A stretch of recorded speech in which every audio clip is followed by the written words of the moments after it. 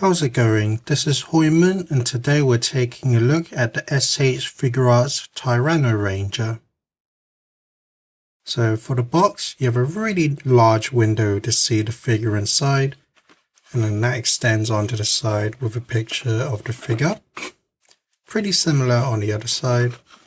The top, you can see through the window again. The bottom, you have some legal stuff.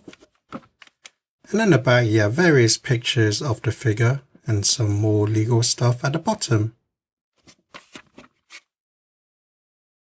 To open the box, just lift open the side flap.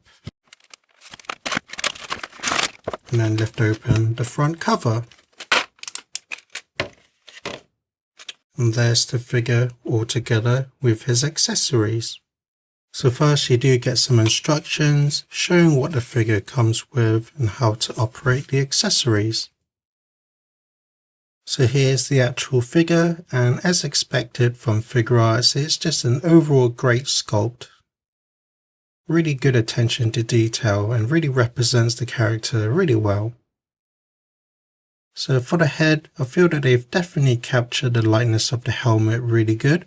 Looks just like it from pretty much from all angles, and then a nice glossy finish. It looks really nice as well. It's a nice contrast from the matte body, whereas the silver parts are painted in nice metallic silver. So overall looks very nice and effective. Moving down to the torso, it's a simple design, just diamonds, but they've sculpted it really well. And then the diamonds themselves are actually embossed rather than just being painted on. So that's a nice touch to it. And that extends to the back as well.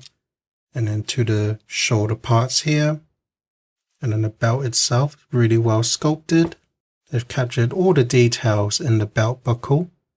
And has a nice metallic and glossy finish as well, similar to the helmet. So it looks really nice.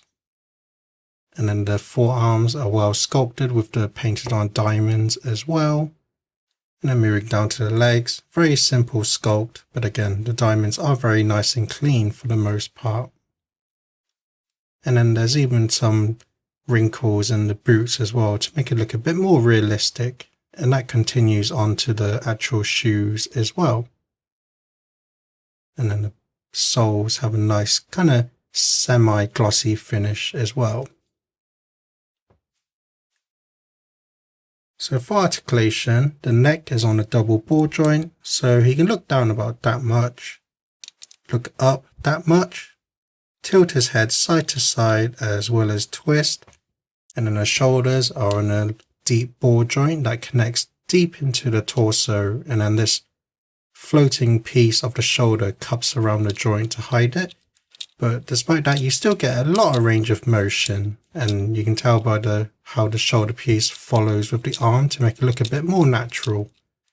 And then there's the hinge as well, so you can bring his arm out to the side.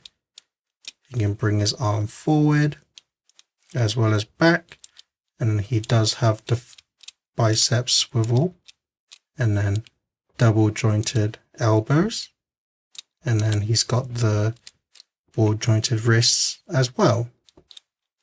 And then for the torso, it's on a double ball joint, so you can lean forward about that much, not really a whole lot due to the way it's sculpted. Lean back that much.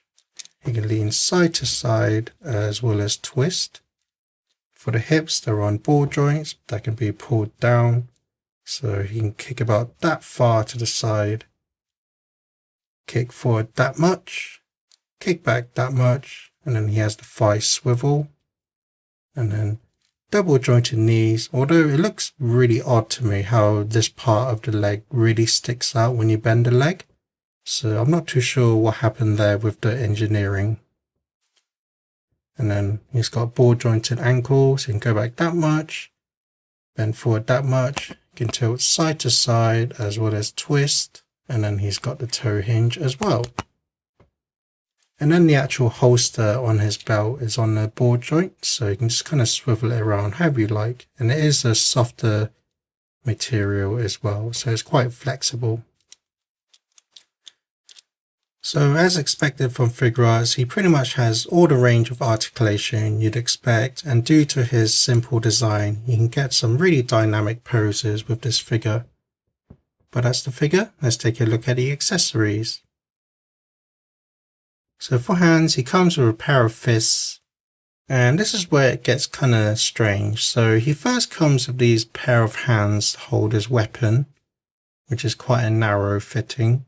But then he also comes with these pair of hands to also hold his weapon, and he comes with another pair of hands to hold his weapon. So it's kind of strange how he has so many choices doing the same thing. And then he's also got two posing hands. And then you got his main weapon, which is really nicely detailed and sculpted. Has a nice glossy and metallic finish. And this just slots into the holster like so. And it won't fall out or anything like that, so it's very snug. He also comes with the weapon extended. Looks really nice. And then he comes with the weapon that's transformed into a gun. And then he also comes with his other gun. Again, really well sculpted and detailed. And then he also comes with the two guns combined, which is again really well sculpted and detailed. And then he also comes with the power sword, really well sculpted, got a lot of detail going on. And again, it has the nice glossy and metallic finish to it. And then the blade especially is very metallic as well. And then the pattern is painted on really nice and clean. And then finally he comes with these interchangeable neck piece and belt buckle. And I will say these two parts only come with the Japanese release of Tyrannoranger. The American version doesn't come with these, since the show doesn't include these. So these are Japanese only to the Japanese release of Tyrannoranger. But in any case, they are very well sculpted and detailed. So my final thoughts are, overall this is a really solid looking figure. It's really well sculpted. Really good range of articulation, and it's just overall really good representation of the character. I do have some gripes with the figure. So first off, there's a noticeable seam line that runs across his helmet, and overall this can put some off, but there is actually a seam line in the original suit, so you can say it's kind of accurate to that, but I can see how some can be put off with the seam line on the helmet. And then the seam lines where they connected the torso, and especially on his underarm here, are really noticeable. So it does look a bit detracting.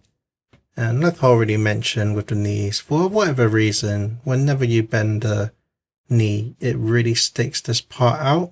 It just looks like the way it's connected, this joint is too deep into the leg here.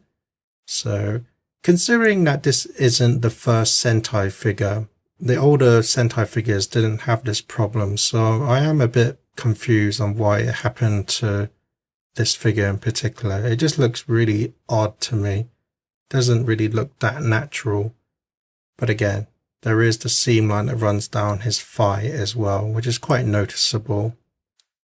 And then I guess my other gripe with the figure is all the hands he comes with. So he comes with a lot of hands, but most of them are for doing the same function of just holding the weapon. So it's quite odd that they included so many hands just to do the same thing.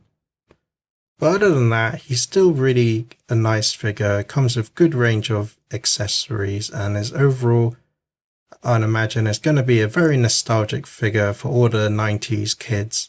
So if you're a fan of this character or the show, that I can highly recommend getting this figure. He is quite an older figure, and the price for him is quite steep at the moment. So if you can find him for a decent price you're willing to pay, then I'm sure you won't be disappointed with the purchase. But that's my review. Thank you for watching, and enjoy some pictures.